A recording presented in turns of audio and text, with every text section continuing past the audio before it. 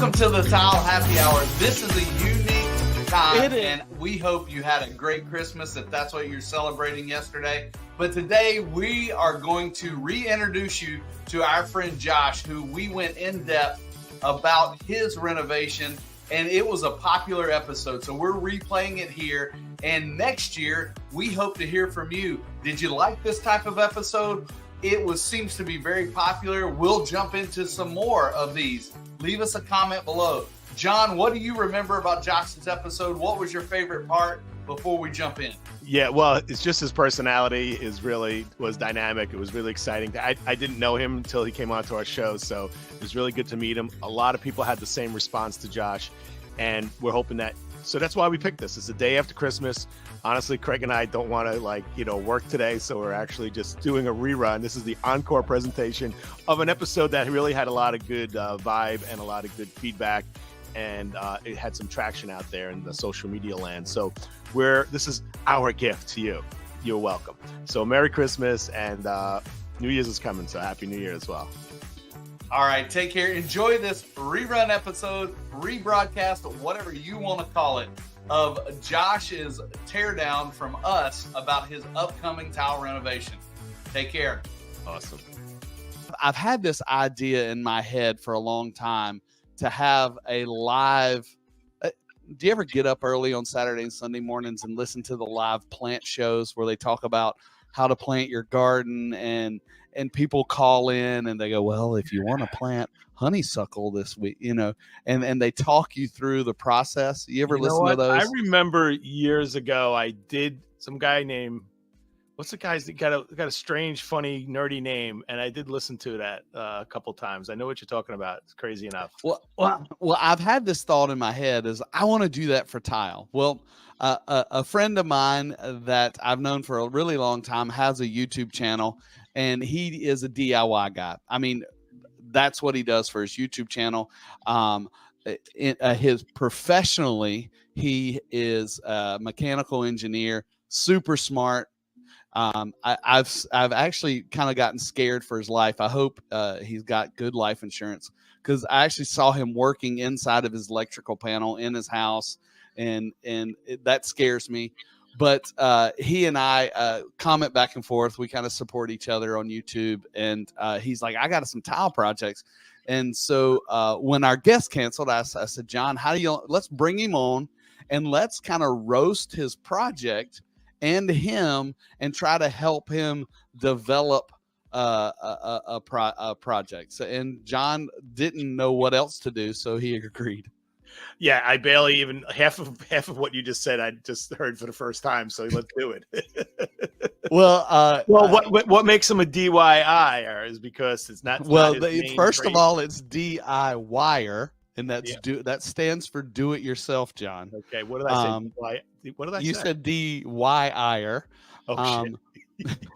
But let me get to a couple of comments before we bring him on. Tom got a new job. That's awesome. I hope it's in the tile industry. I'd love to know about it. And our good friend Dan's back. He loves a good roast. So, but Josh Anderson, we're going to bring him on. It is the first time he's done a podcast. So he looks weird, but we love him anyway. And so Josh, welcome to the Tile Happy Hour.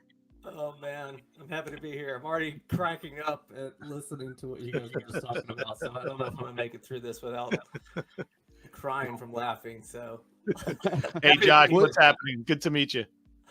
Yeah, good to meet you guys. Oh, I'm know Craig. Good to meet you, John. Welcome, Josh. Tell us a little bit about yourself and your professional career, and then why you like to tinker.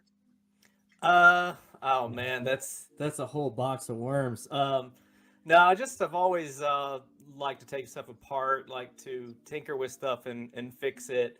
And I'm an engineer by trade, so I'm a mechanical engineer. Kind of grew up in the footsteps of my dad. He was a mechanical engineer, and got that mindset of just, if it ain't broke, I'm gonna fix it till it is.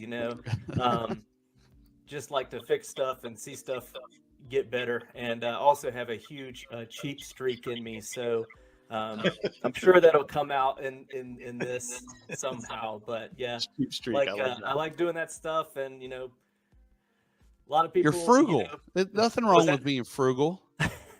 Frugal. I like it. That's What the is- official term. Yeah. Josh, Very what is frugal. mechanical engineer like? Is it a broad range of careers people can go into? I'm not. It really is. That's kind of why I went into it, because whenever I was first, looking at jobs, about to launch into college life, I was like, what can I get that's going to be the widest net? And mechanical engineering is that. The other ones are more, I mean, electrical engineering is kind of more specialized with electronics. I don't know. But with mechanical, you can kind of do a lot of different stuff, and you can find yourself in almost any industry as a mechanical engineer, because it just kind of breaks your spirit in a way that you're able to solve problems a lot easier, I guess. So yeah, that's kind of how I got into it, and that's why. So every industry has mechanical things, I guess, right? And Yeah, for sure. Stuff that's got you mix it with the eggnog. that's pretty interesting. Well, that's Dan. He wants to know what are you mixing with the eggnog. I figured found out it was a happy hour show. I figured I had to have some type of eggnog. It's actually just straight eggnog, so that Just might be straight more eggnog. crazy than normal, I guess. Yeah. Well, and I think, Josh, the curiosity of that it fits your personality. I've known you a long time, and you've taken apart stuff and fixed stuff. And do you have? I mean, I saw you working on the interior of your air condition and inside your panel. I mean, is that legal or is that dangerous? It's debatable, man. Yeah, I mean, lots of stuff is legal adjacent, right? Yeah. If you know what you're doing, I feel like most industry people, if you know what you're doing, it's okay. If you don't, then it's bad. Stay away.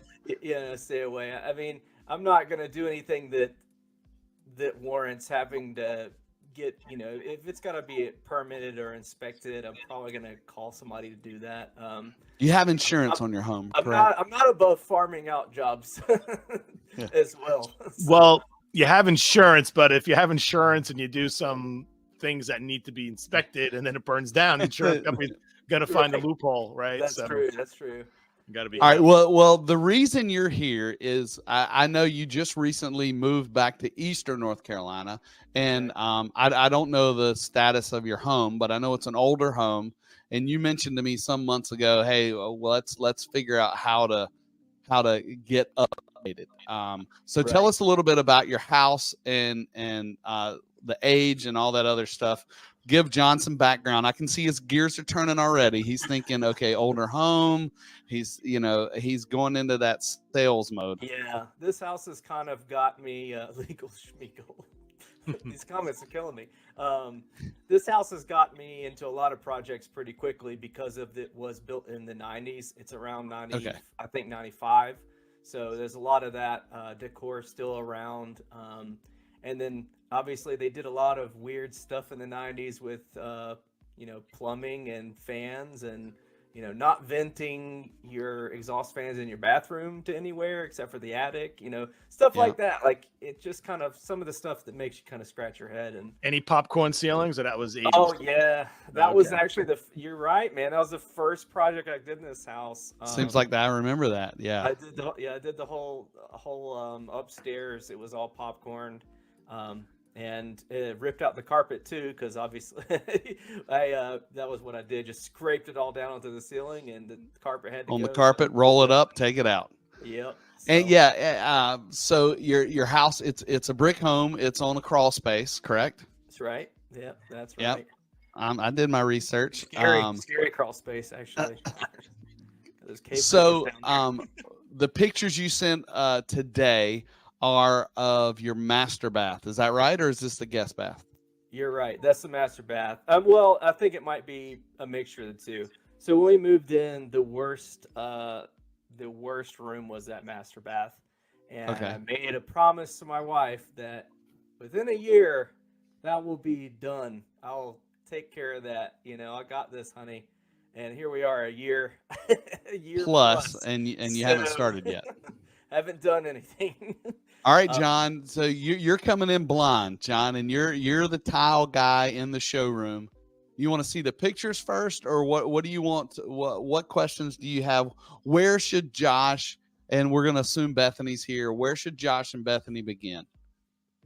Well, I'll definitely want to see the pictures, but I want to know what's the end game, like what's the goal? Yeah, okay, that's a good question. Are you keeping the same structure, or do you want to completely blow out the room and start over? So due to how the shower is oriented, I think I got two options. I'm going to either blow it out all the way and make it a closet, and then take where my tub is and build that as a shower surround. It's about double the size of the shower enclosure now. Or the way the shower is made, it's a cave. It looks like you're Indiana Jones and you're about to go down that tunnel of something. It's got like a low ceiling and stuff. So I'm trying to convince my wife that I could leave the shower where it is and dig out that ceiling, make it, higher. So it doesn't look like you're in a cave anymore. And then maybe some correct choices on the tile could make it look a lot better. Do you know if that arch is there just for aesthetics, like they thought it was a good idea, or is there something going on up there? I think it's because they put a can light in there, and it was one of those, 90s can lights, so it's this big, Oh wow! So you lost this much bedroom. So I'm gonna give John. So Pictures. What we know so far is Josh is behind schedule, which is where every tile project starts. Where every husband starts. Go ahead. Well, yes, yeah. To paint with a broader brush, yes. So we've got this bathroom that we want to make into a master suite, which was a 90s. I mean, John, you tell me what you think. It looks like a 90s track home shower. So, those are 6x6, I think. I don't think those are 4x4s. I don't know if you want. I think they're 4x4s because I think on the edge. No, now those are like 10. Picture that's 60 inches wide, probably that space, maybe at the most. No, I think that's 3 feet wide. I bet that's when you stand in there to shower, you hit all the walls, don't you, Josh? Yeah, that's right. Okay, yeah. I just looked at the smaller picture. I see it's so those are 4 1/4 then, I guess. Love that towel bar. And I just realized that was in there. Like I literally just snapped the pictures. I'm sure I'm going to be very embarrassed on all the pictures, but yeah, that's a piece of copper jammed in a piece of PEX and stuck between there. Because the first day I was there, I think I've like leaned. It was one of those like see-through acrylic plastic squares between there, and I just leaned against it and it snapped in half. So well, it looks like Craig, we talked about this last week. It looks like Lenape or Apple Creek hollow. Yeah, that's exactly what was so funny. John, we talked about that last week. We talked about shower accessories, and yes, those Apple Creek shower rod holders. What was so hilarious is one of the YouTubers I watch is a travel YouTuber. They were traveling through Apple Creek, New Jersey. No way. Yeah. And I was like, Leanne, we just talked about that. And she didn't, of course, she didn't listen to our podcast, so she didn't know what I was talking about. But John, what is the first thing that you see in this demo that is going to be a mess? Well, Man says a bottle of whiskey for the second shelf is what we need to get this going. So it looks like it's a little hard to see, but it looks like there's a soffit there, and I'm wondering. But the nature of that trim, it almost could that be a mud job on that wall? I think it is. That was the first thing that stood out to me. Are you talking about because, like on the left side? Because if you look at the cap, this is a mud cap. Tom, you know what I'm talking about here.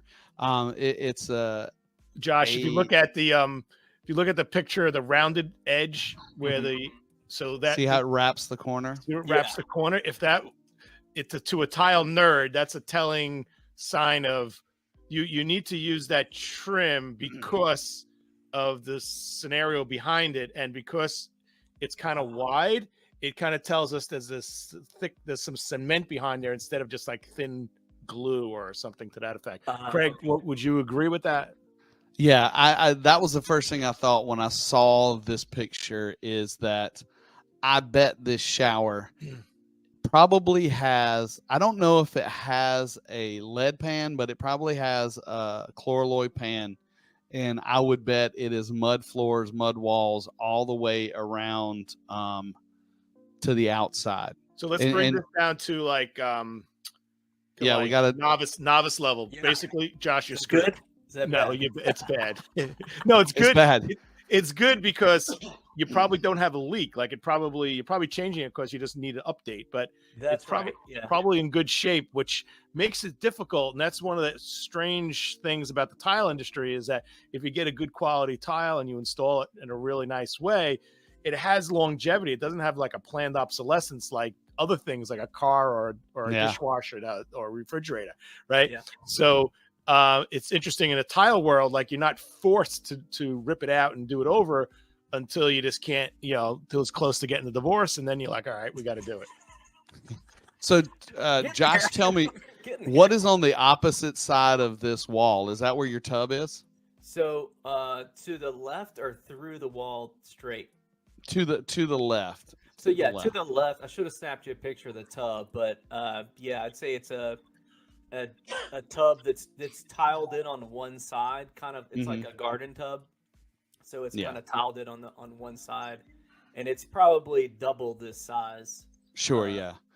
So there is, so what you have going on, and here's the demo for this is going to be a nightmare. Oh, great. So let's just start there.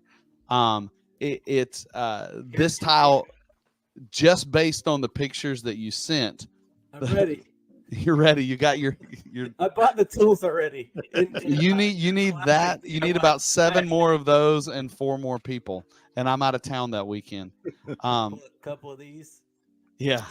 Definitely. But what's going on is this was done well. I've looked at your pictures. There's not a lot of damage and there's not a lot of cracking of the tile, which means that it's going to be hard to uninstall. Yeah. Now, Josh, the tile itself is actually, compared to today's standards, is a very soft tile. So the ceramic tile that's glued to that wall, cemented to that wall, is so not strong compared to like porcelains that are out now. So the demoing of the tile part is somewhat easy, but now of course it's fused to the wall. It's all together now. But what we're alluding to is like the structure behind it. I mean, this is what everyone needs to do when you're ripping out a bathroom. If a bathroom is failing in many ways and leaking and crumbling and grout coming out, that's a bad thing. But the good thing is maybe the rip out's a little easier because the guy didn't do a good job in the beginning. Right. Yeah. So, you've enjoyed, well, how long are you in this house now? I've been in here 1 year. So, got it. And he's not enjoyed any part of it because I guarantee you, does not use this shower at all. It's hard. It's my personal shower, so I don't know if that's a pro or a con, but it's hard to enjoy it with that red towel bar. I can't get my eyes off of that thing. Yep. She's gonna kill me for that picture.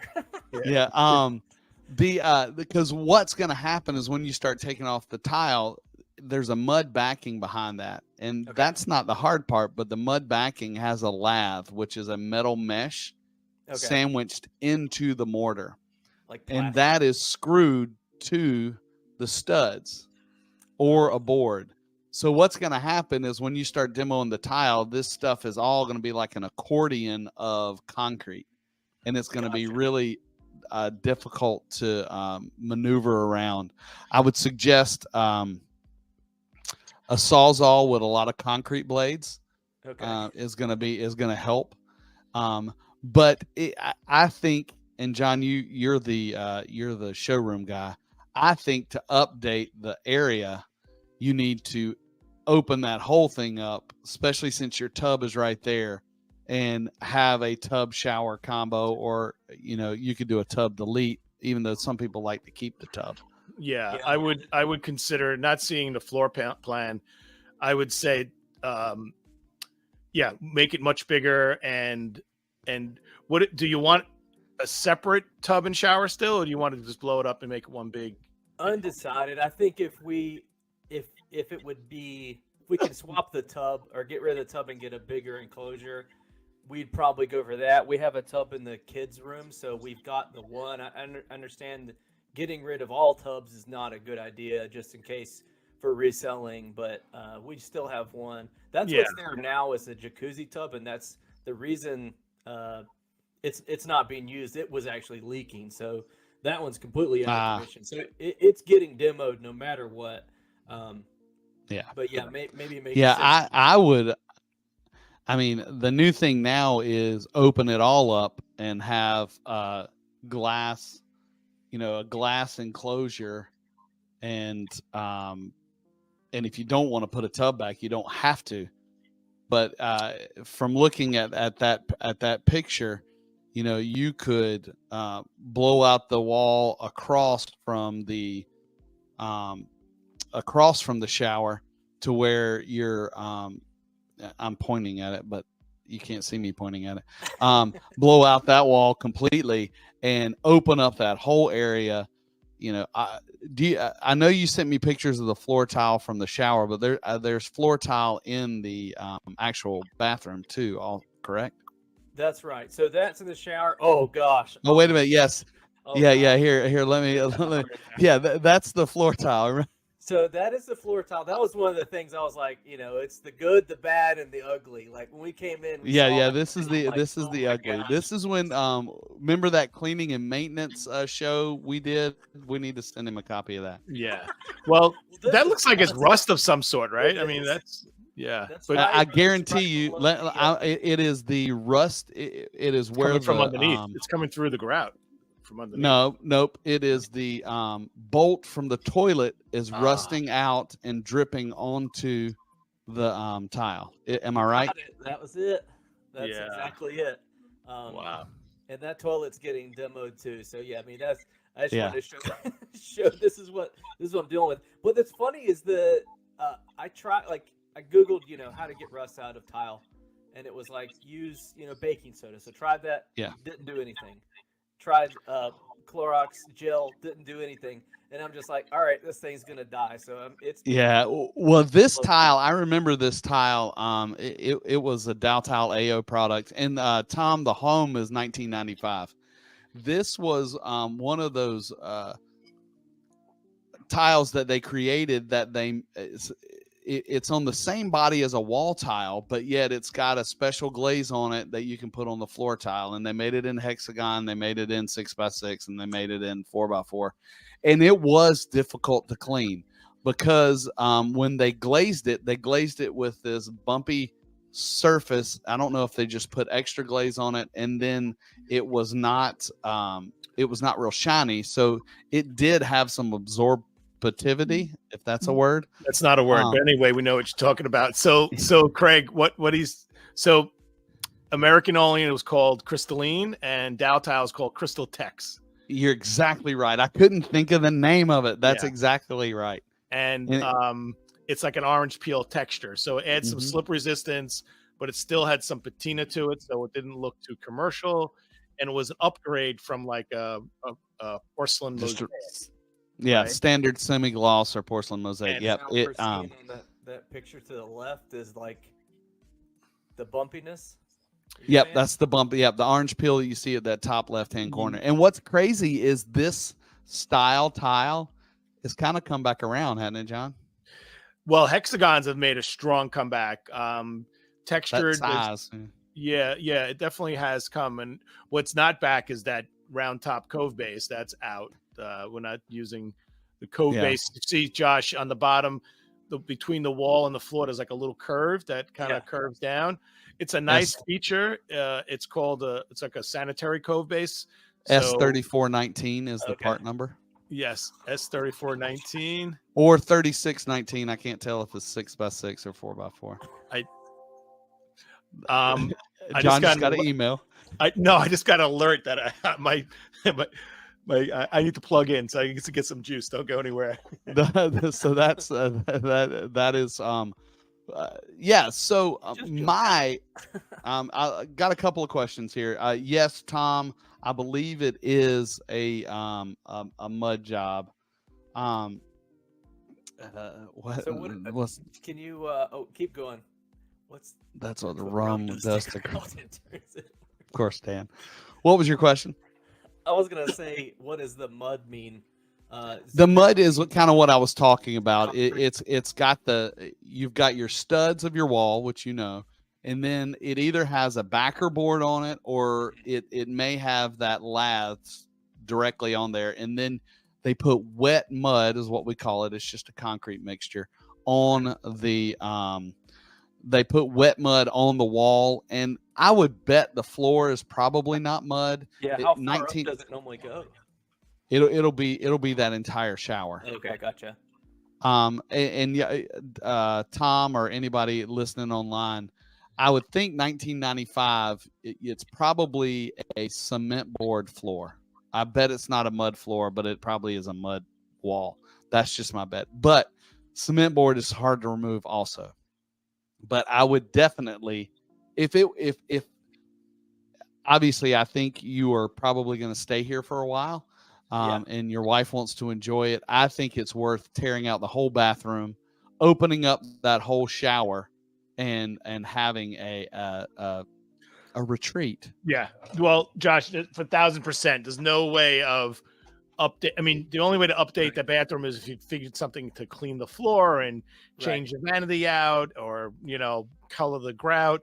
But you need to gut the whole thing, and if you do gut the whole thing, just be prepared, for the work that's involved, the timing, the budget, and just be prepared if you want to change plumbing around. Be prepared for the plumbing cost. But you're going to do it right. You want to enjoy it. Back to one of the first conversations we had regarding a tub and not non-tub. I know most adults never take, baths. So you're in the shower.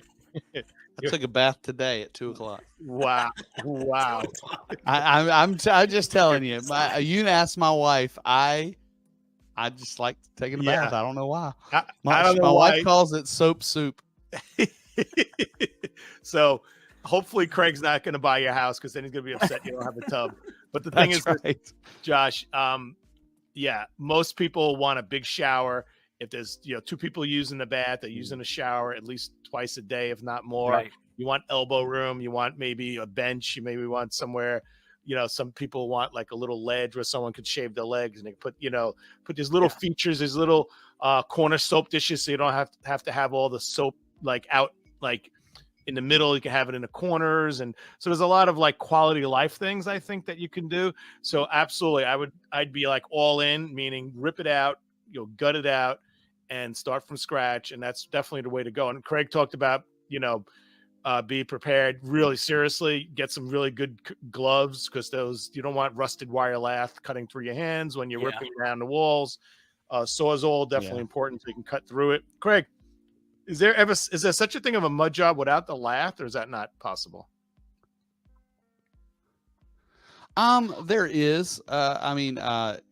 Depending on what's going on, a lot of times on the floor, if it's less than 1.25 inches, you don't have to have any sort of lath. On the wall, not really. I mean, you can do a scratch coat and then a mud coat, but it's very thin. I think when you're doing it that way, odds of having the 4200 mud cap are pretty small. Let's see. I was trying to pull up. I had and so I don't know why this is so small to see, but so that cove base was 3419T, I believe, which means round top, I believe. That is right. 3419T does mean round top. I don't know why it's not showing what I have on my screen. I was just going to ask, going back with a more modern waterproofing or whatever, what would you guys recommend for underneath the tile? Or, what method is so that's your a Craig favorite? That's a Craig question for sure. And I'm just going to start off with this is once you decide you're going to rip everything out, the most important thing is you want this bathroom to last. The new bathroom forever until you or the next owner just wants to rip it out. And we call them systems, which is kind of just different ways to get a really good substrate to have this shower completely waterproof. And some systems are very similar. Some systems are different, but they all want to accomplish the same goal. And some of them Craig may recommend, depending on your skill level, like which system is better and less. So Craig, this is all you. Yeah. Well, our comments are blowing up a little bit. So let's start here. Josh, I know you said you're cheap and I said you're frugal, but Tom asked, what's your budget? Are you planning on doing it yourself? We didn't even ask that question, I don't think. So yeah, I mean, like I said, I think I'm good with the demo because I think that will be fun, except for that laugh part. I don't know about that. He's younger than we are, John. But yeah, I like to tear stuff apart, and there's the John mentioned the plumbing part. I'm pretty good with supply plumbing. I will probably hire for drain plumbing to make sure that is right. Yeah.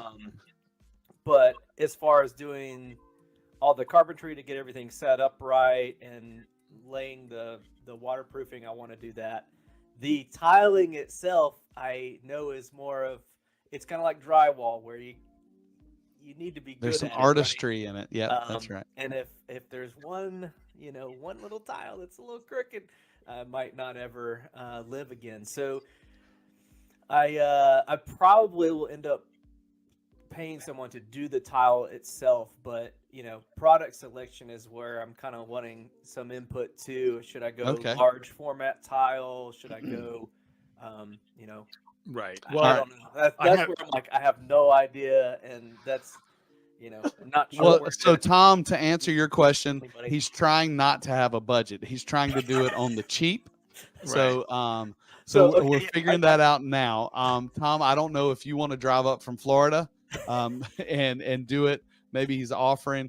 But I will say, John or Josh, to save your marriage, Nava, which I don't know Nava, but she knows John. She's offering to send you a free bathroom plan design. So, all right. So, Josh, I am not kidding here. Nava is literally one of the top designers in New York, designing kitchens and bathrooms. I am not kidding you. And as far as I know, it's the first time she's joined the show, and maybe she's been before. Maybe I saw her name once before.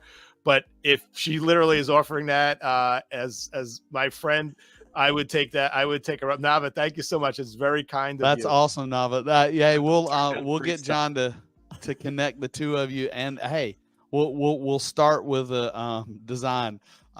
Dan wants you to have a bar in there, so. They do but need that. let's talk seriously for a minute.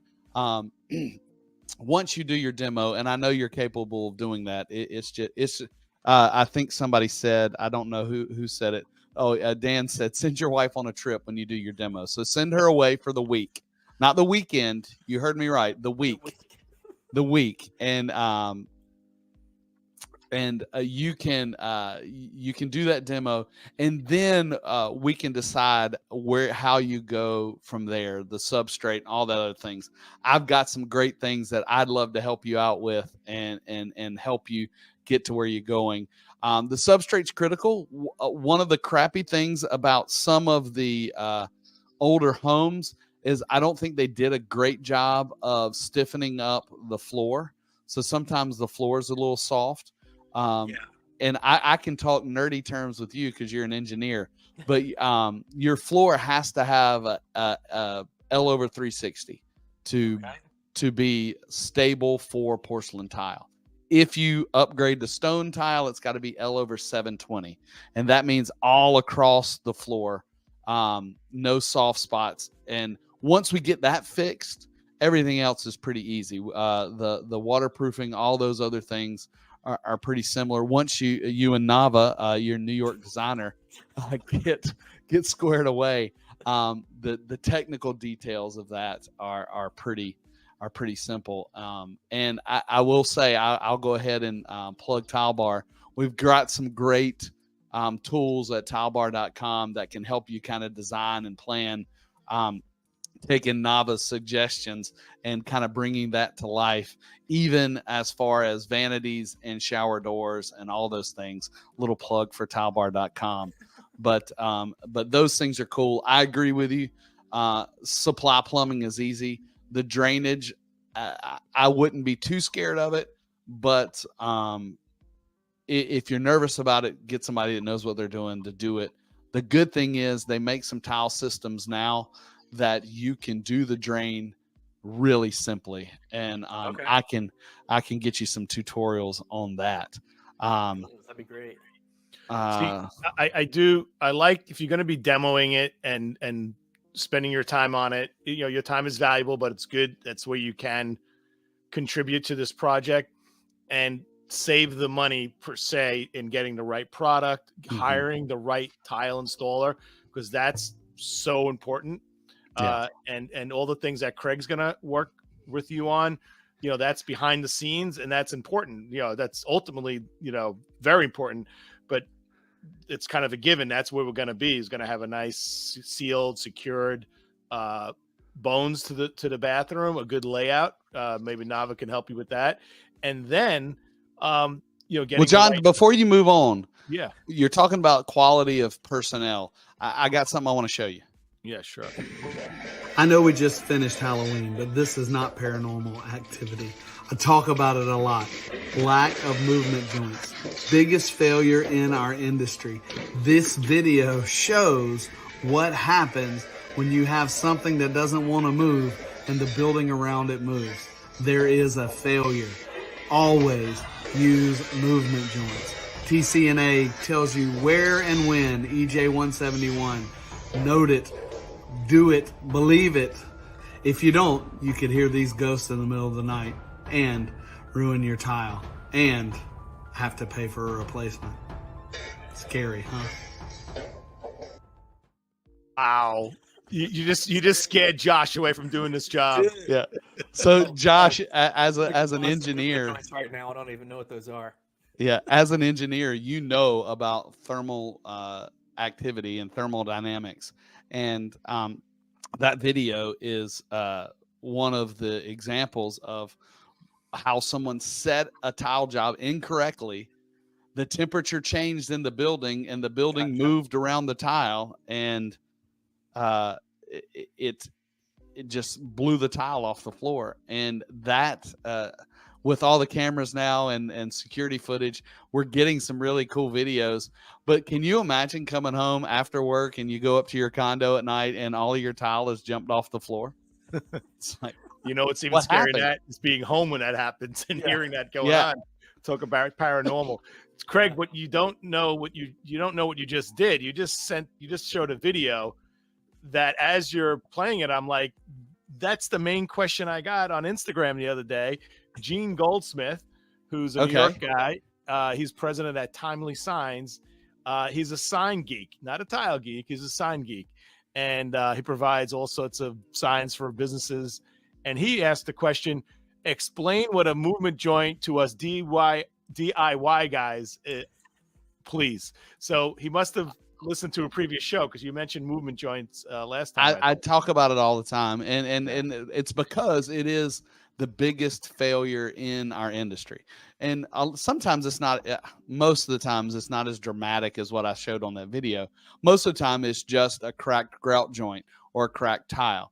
But the basics of a movement joint is because of thermal dynamics or thermal activity, everything moves and everything expands and contracts.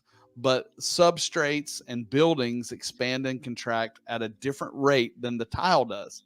So therefore, you have to give it somewhere to move. And TCNA kind of but gives you suggestions of where to put soft joints. And that's what we call them. We try to make them fall in grout joints. So we leave the grout out and we put a soft joint in. Normally that's in an acrylic caulk or a silicone caulk. And for most DIYers, the best thing to do is you always leave your perimeter of your room open. So, John, when you're tiling the bathroom, you don't tile it wall to wall.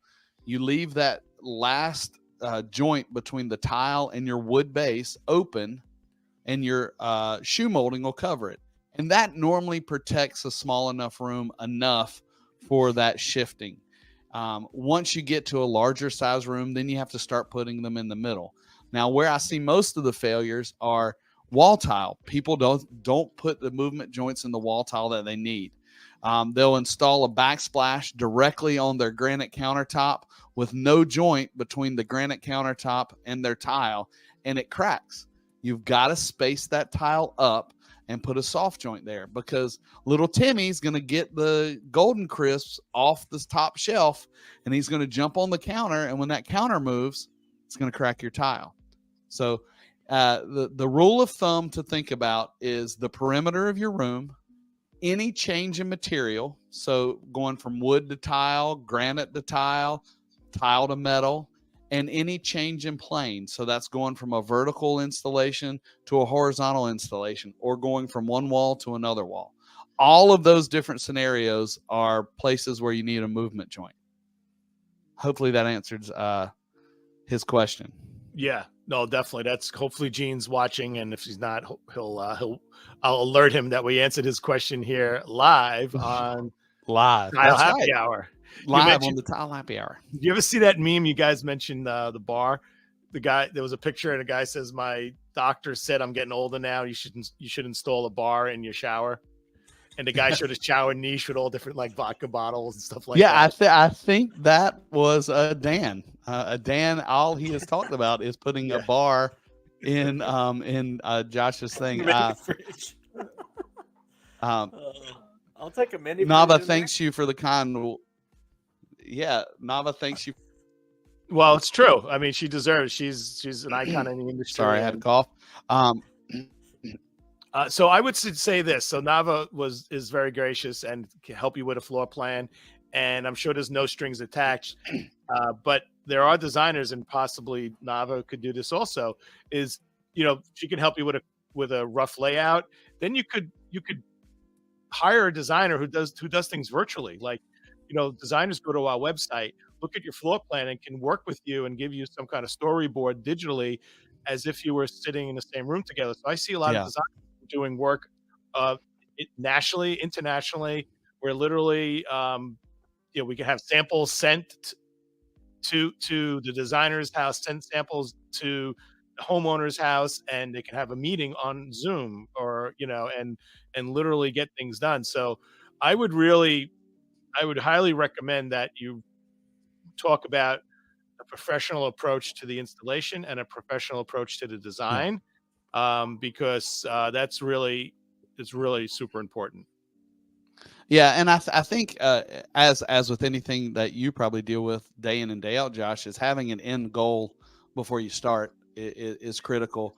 Making sure your wife has bought into what's going on, number one, and then knowing what's going. I told me what to do, and then it's all good. Okay, crap. So now I'm in trouble. She needs it to be from a pro, so here we go. Okay, tell her John Tedesco said to do this. The name is John.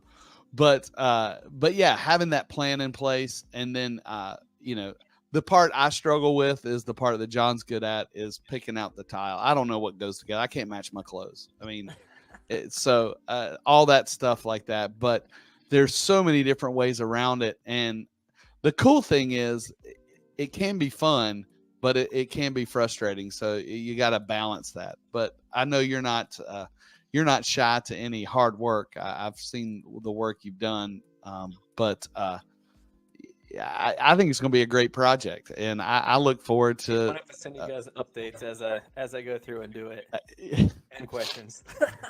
Absolutely, we get to have like a monthly check-in with you to say, okay, what's going on this month? Where are you? How far have you done? You know what, Craig? There is one thing when you're. I'm just looking something up in the meantime. Okay. When you're preparing the room for the professional installer to come in, you have to just make sure that you committed to giving him a substrate that they can do a good job. Some installers will come in and say, I'm not doing this room because how it's going to look in the end is completely determined by the substrate. So if you have a crappy substrate, a good tile guy could, play with it and work with it. It could take him more time so you really need to make sure you get that done. So the guy's going to come in and say, okay, this is a good job. I have confidence I'm going to come in and give the job that I'm happy with. And he wants you to be happy. But most of these guys want to make sure that their signatures on this. And it definitely is. Substrate is critical. Substrate is everything. Tile as resilient as it is, it still mirrors what goes on underneath it, which is which is critical. Well, you can't tile a putt-putt golf course, you mean? Right. So you can, it just won't look good. Don't when you do that, don't complain about irregular grout joints. This is true. Yeah. One of the pictures I sent, I don't know if it comes through on there, but one of the problems that we noticed, I mean, other than it just looking horrible everywhere, but had some cracked grout joints, and then it had some, that bottom right one, you can kind of see the floor itself. If I put a marble on that middle tile, it would roll down one of those directions. So it's got like a big bow in it. And I'm guessing that one of those grout joints had failed, and it kind of got down into the wood below it, and is caused it to kind of bubble up. I think that's why Craig before said he believes the floor is not a mud job, because it would lath, because it's probably less prone to do what it's doing. Is that what a lot of houses in the 90s that I've seen, and I've done some renovations in my time. A lot of their floors were soft. They did not take into account, because, I mean, one of the original TCNA methods was how to install tile over a wood floor, and it always required 2 layers of plywood. I never saw that. And thin setting, I think the plywood together and screw it down. Like, it was, nobody followed those instructions. They would put 1 layer of plywood on it and a layer of cement board. And cement board is not structurally sound. It gives you a good something to bond it to, but it has no tensile strength.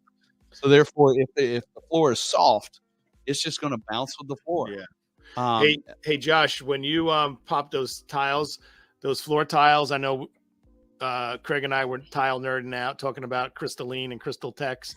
I'm gonna put my money on something. The 2 seconds that I saw that finish, I'm gonna say that was a crystal tex, which was a little more muted than crystalline. And so just by that quick picture, I could almost see the texture, the intensity. So you want him to send you a piece of the tile? No, just flip it over. When you pop it up, flip it over. I want to see if there's a brand on the back. Yeah, I was going to say, do they normally have something like a stamp or something? Yeah, it may say Dow Tile or American AO on the back. AO on the back of it. Yeah, so. Okay. Yeah, I'll look for it, man. Yeah, that would be cool. Hey, I want to thank you for coming on. I think this was a lot of fun. And you know what? I see a future episode to see what's going on here. We can kind of document it happen. Yeah. Life and times of Josh. Not Nava from the Creative Edge. Her company's in Roslyn, New York. So thank you, Nava, for joining in, and everyone else for joining in, letting us know that you're out there, chiming in, giving us some feedback, and we'd love to see everyone follow along. This is almost like this could be the beginning of some kind of, I mean, we've seen pretty stupid shows on TV, right? Where they're following people around. Yeah. This could be the pilot. Yeah. And I can add as much stupid as you want. Yeah. I love Josh, that you jumped on and you're willing to be vulnerable with us on our, kind of our inaugural on, we didn't roast you, but trying to help out and do all those things. I think it's great. Thanks everybody for I love all the comments chiming in. Dan, please, nobody is going to drink tonight. Sorry. But if you enjoyed seeing Josh, Josh does all sorts of crazy repairs. He built a fire pit out of a washing machine, all kinds of things. A lot of DIY. DIY, or as John says, DYI. Oh, all right. Wait a minute. Hold on a second. I know we're up to 9:00. Craig, I'm going to challenge you. When we go back and listen to this episode, the last time that we said DIY, you said DYI. I don't think so. I think you did. I'm putting my money on that. Okay. DIY, what would that be? Do yourself in? Yeah, That's exactly right. That sounds exactly Do right. yourself in on the next episode of the Tile Bachelor featuring Josh. He's not a bachelor, but There's anyway. a Tile Bachelor. Obviously, I got his account down there. Give him a follow. He's a fun follow, and follow along in this stuff. He's a smart dude. I know his bathroom's gonna look amazing. Nava, thank you for being a part of the conversation. Tom, Daniel, Rick, all those others that have joined in. Josh, thanks again. We look forward to seeing the progress. Thank you, It's been Tile good. Pros. Yeah, it's been fun. Hey, so Josh of all trades, love the name of your YouTube channel. That's fun. I'm going to subscribe. Everybody go to YouTube, find him, subscribe, hit the little bell so you can get an alert when he comes on, and you could follow along the process. 2024 is the year of a new bathroom for Josh and his wife. And thanks, everybody, for watching. This is John Tedisco. I'd like to wish you peace, health, and happiness. All right, John, Josh, I'm going to cut you off. We'll hang out right there. But yeah, thanks, John. That was fun. That was a great conversation. And if you're finding us on a replay, hey, drop us a note anyway. We still want to hear from you. We still want to see what questions you have. Give Josh a follow. Hey, follow John and I on our many channels that we have. And you can always see what's going on with us in the world of tile. If you have tile questions, I guarantee you one of us can answer it, or we can at least find the answer. And I want us to keep always learning together, and let's tile the world.